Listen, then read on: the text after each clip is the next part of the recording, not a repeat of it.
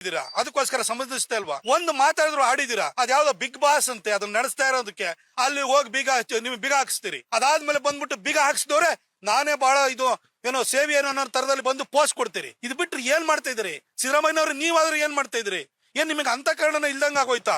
ಸಮಾಜವಾದಿ ಹಿನ್ನೆಲೆಯಿಂದ ಬಂದು ಕಾಂಗ್ರೆಸ್ಗೆ ಹೋದಾದ ಕೂಡಲೇ ನಿಮ್ ಒಳಗಡೆ ಇರುವಂತ ಸಂವೇದನೆ ಕಳ್ಕೊಂಡಿದ್ದೀರಾ ಸರ್. ಏನಾಗಿದೆ ಮೈಸೂರಲ್ಲಿ? ಪೊಲೀಸ್ ಇಲಾಖೆಗೆ ಫ್ರೀ ಹ್ಯಾಂಡ್ ಕೊಡಿ, ಅವ್ರು ಮಾಡ್ತಾರೆ, ಒಳ್ಳೆ ಕೆಲಸ ಮಾಡ್ತಾರೆ, ಕಾನೂನು ರಕ್ಷಣೆ ಮಾಡಕ್ ಅವ್ರ ಕೆಲ ಆಗುತ್ತೆ. ಆದ್ರೆ ನಿಮ್ಮನ್ನು ಬರೀ ನಿಮಗೆ ಪ್ರೋಟೋಕಾಲ್ ಕೊಡೋದಕ್ಕೆ ನಿಮ್ ಮಕ್ಕಳು ಮರಿನೆಲ್ಲ ಕರ್ಕೊಂಡೋಗಿ ದಸರಾ ನೋಡ್ತಾ ಇದ್ರೆ ಪೊಲೀಸರು ಕಾಯ್ಕೊಂಡು ನಿಂತಿರ್ಬೇಕು. ಆ ಕೆಲ್ಸಕ್ಕೆ ಇವತ್ತು ಬಳಸ್ತಾ ಇದಾರೆ. ಇದೊಂದು ಕರ್ನಾಟಕದಲ್ಲಿ ಇದೊಂದು ಜನ ವಿರೋಧಿ ಸರ್ಕಾರ ಇದೆ.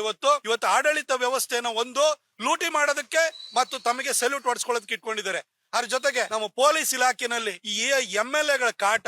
ಒಂದೊಂದು ಸ್ಟೇಷನ್ ಅಲ್ಲಿ 50 ಲಕ್ಷ 60 ಲಕ್ಷ 1 ಕೋಟಿ ವಸೂಲಿ ಮಾಡ್ತೀರಿ ನೀವು. MLA ಅದು ಮಿನಿಟ್ ತರಬೇಕಾದ್ರೆ ಅವನಿಗೆ ಟ್ಯಾಕ್ಸ್ ಕಟ್ಟಬೇಕು. ಇಲ್ಲೊಬ್ರು ಟ್ರಾನ್ಸ್ಫರ್ ಮಿನಿಸ್ಟರ್ ಇದಾರೆ, ಚೀಫ್ ಮಿನಿಸ್ಟರ್ ಮಗ ಯತೀಂದ್ರ ಟ್ರಾನ್ಸ್ಫರ್, ಇವರು ವರ್ಗಾವಣೆ ಖಾತೆ ಸಚಿವರು. ಇವರು ಯಾವ ವರ್ಗಾವಣೆ ಆಗ್ಬೇಕು ಅಂದ್ರೆ ಯತೀಂದ್ರ ಹತ್ರ ಹೋಗ್ಬೇಕು. ಹಾಗಾಗಿ ಅಲ್ಲಿಗೆ ಹೋಗ್ಬೇಕು, ಅಲ್ಲಿ ಟ್ಯಾಕ್ಸ್ ಕಟ್ಟಬೇಕು. ನಿಮ್ ಬರೀ ಕಲೆಕ್ಷನ್ ಅಷ್ಟೇನಾ? ಯಾರು ಜಾಸ್ತಿ DK ಜಾಸ್ತಿ ಕಲೆಕ್ಷನ್ ಮಾಡಿ ರಾಹುಲ್ ಗಾಂಧಿ ಕಳಿಸ್ತಾರೋ, ಸಿದ್ದರಾಮಯ್ಯನವ್ರು ಜಾಸ್ತಿ ಕಲೆಕ್ಷನ್ ಮಾಡಿ ರಾಹುಲ್ ಗಾಂಧಿ ಕಳಿಸ್ತಾರೋ, ಈ ತರ ನಿಮ್ದು ಹೋರಾಟ ಇಲ್ಲಿಗೆ ನಡೀತಾ ಇದೆ. ಜನಕ್ಕೆ ಯಾವುದೇ ರಕ್ಷಣೆ ಇಲ್ಲ. ಮೈಸೂರು ಜನ ಇದನ್ನ ನೋಡ್ತಾ ಇದಾರೆ, ಏನು ಮಾಡಕ್ಕಾಗಲ್ಲ, ಅಸಹಾಯಕರಾಗಿದ್ದಾರೆ.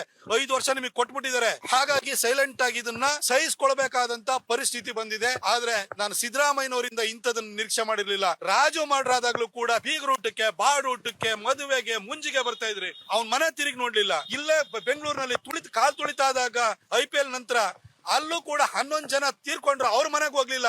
ಇಲ್ಲಿ ಯಾವ್ದೋ ನಿಮ್ಮ MLA ಮಗಳ ರಿಸೆಪ್ಷನ್ ಬಂದ್ರಿ ನೀವು. ಈಗ ನಿಮ್ಮಲ್ಲಿ ಈ ಹೃದಯ ಭಾಗದಲ್ಲಿ ದೊಡ್ಡಕೆರೆ ಮೈದಾನದಲ್ಲಿ 9 ವರ್ಷದ ಬಾಲಕಿಯ ಮೇಲೆ ಅತ್ಯಾಚಾರ ನಡೆದಿದೆ, ಹತ್ಯೆ ಆಗಿದೆ. ನೀವು ಇದಕ್ಕೂ ಸ್ಪಂದಿಸಲ್ಲ, ನಿಮ್ಮ ಮನಸ್ಸು ಮಿಡಿತಾ ಇಲ್ಲ ಅಂತಂದ್ರೆ ನೀವೇನ್ ಕಲ್ಲಾಗಿದ್ದೀರಾ ಸರ್? ನೀವು ರೇಪ್ ಮಾಡ್ತಾನೆ, ಅದನ್ನ ಕೊಲೆ ಮಾಡ್ತಾನೆ ಅಂತಂದ್ರೆ ಮನ್ಸಿಗೆ ನೋವಾಗದಲ್ಲೇ ಇರುತ್ತಾ? ಇದ್ರ ಬಗ್ಗೆನೂ ಕೂಡ ಸಿದ್ದರಾಮಯ್ಯನವರಿಗೆ ಮಾತಾಡಲ್ಲ ಅಂತಲೇ ಸರ್. ನಿಮಗೆ ಹೆಣ್ಮಕ್ಳು ಇಲ್ದಲೇ ಇರ್ಬೋದು, ನಿಮ್ಮನೆಲ್ಲ ಮಹಿಳೆಯರು ಇದಾರಲ್ಲ ಸರ್, ನಿಮ್ ಮನ್ಸು ಮಿಡಿಯಲ್ವಾ ಇದು? ಏನ್ ಸರ್ ನೀವು ಇಷ್ಟೊಂದು ನಿರ್ಭಾವಕವಾಗಿ ಸಂವೇದನಾ ರಹಿತವಾಗಿ ನಡ್ಕೋತಾ ಇದೀರಿ ಸರ್? ಬನ್ನಿ ಸರ್, ಬೆಂಗಳೂರಲ್ಲಿ ಕೂತಿರಲ್ಲ, ಇಲ್ಲಿ ಬಂದು ಒಂದು ಮೀಟಿಂಗ್ ತೊಗೊಳ್ಳಿ ಸರ್. KDP ಮೀಟಿಂಗ್ ಅಂತೂ ತೊಗೊಳಲ್ಲ, ಅಭಿವೃದ್ಧಿಗೆ ನೀವು ಕಾಸು ಕೊಡಲ್ಲ, KDP ಮೀಟಿಂಗ್ ತೊಗೊಳಲ್ಲ. ಕಾನೂನು ಸುವ್ಯವಸ್ಥೆ ದೃಷ್ಟಿಯಿಂದ ಕರೆದು ಬಿಟ್ಟು ನಿಮ್ ಮಗನಿಗೆ ಬುದ್ಧಿ ಹೇಳಿ ಸರ್. ಟ್ರಾನ್ಸ್ಫರ್ ದಂಧ ಮಾಡ್ಬೇಡಪ್ಪ.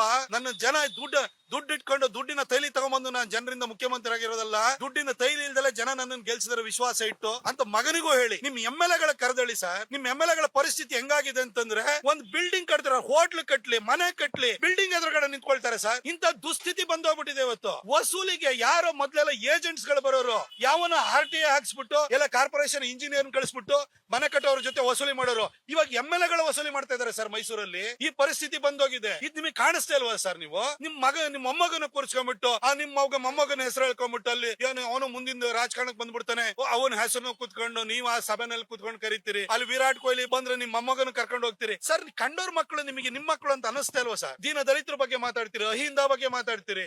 ಅವ್ರ ಓಟಿಗೆ ಅಷ್ಟೇನೆ ಸರ್ ಸೀಮಿತ. ಪ್ರಸಾದ್ ಸಾಹೇಬ್ರು ತೀರ್ಕೊಂಡಾದ ನಂತರ ಇವತ್ತು ಮೈಸೂರಿನ ಜನರ ಪರವಾಗಿ ಅಥವಾ ಆ ಪ್ರಜ್ಞಾವಂತಿಕೆ ಇಟ್ಕೊಂಡು ಮಾತಾಡುವಂತ ಲೀಡರ್ಗಳೇ ಇಲ್ದಂಗ ಆಗೋಗ್ಬಿಟ್ಟಿದ್ದಾರೆ. ನೀವು ಕೂಡ ಎಗ್ಗಿಲ್ದಲೆ, ನೀವು ಕೂಡ ಲಂಗು ಲಗಾಮಿಲ್ದಲೆ ವರ್ತಿಸ್ತಾ ಇದ್ದೀರಿ. ನಿಮ್ದು 1 ಪಾಯಿಂಟ್ ಅಜೆಂಡಾ DK ನ ತುಳಿಯೋದು, DK ಗೆ ಏನಾದ್ರು ಮಾಡಿ ನಿಮ್ ಚೇರ್ನ ಎಳೆಯೋದು, ಇಷ್ಟು ಬಿಟ್ರೆ ಏನೂ ಇಲ್ಲ.